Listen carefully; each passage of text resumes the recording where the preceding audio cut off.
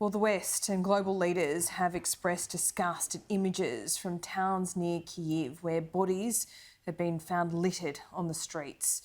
Ukraine is also accusing Russia of war crimes and genocide after footage emerged of civilians found in mass graves. Joining me live is former war crimes prosecutor Regina Weiss, who prosecuted war crimes and crimes against humanity at the International Criminal Court in 2007 to 2017, and a warning to our viewers that some may find some of this content very distressing. Regina, thank you for your time. From what you have seen, how could this be anything other than a war crime? Well, it can't. I mean, the pictures that are coming out of Ukraine today and over the last few weeks, the evidence is very much pointing towards war crimes being committed. We see summary executions. We see attacks against civilian populations hiding in theatres. We see attacks against civilian protected targets like the hospital in Mariupol. And disturbingly, equally as disturbingly now, we are getting reports of rape being used as a tool of war. These are all war crimes and people need to be held accountable. Russia's response has been to accuse Ukraine of using actors to stage these horrific scenes. The claims are ridiculous on the face of things, but by Russia saying that, does that make the investigation harder? Look, I mean, it's not entirely unexpected, Laura, that that's going to be the rhetoric coming out of Russia.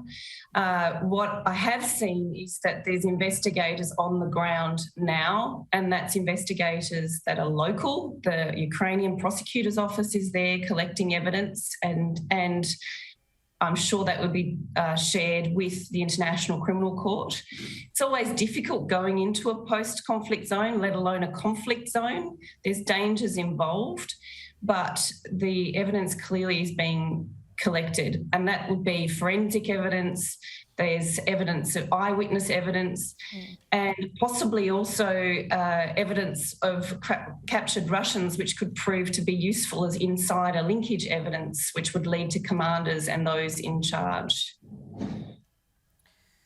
How do you verify war crimes? You just took us through how difficult it is to collect evidence during a conflict, let alone afterwards. But if Russia doesn't cooperate, how can anyone be prosecuted?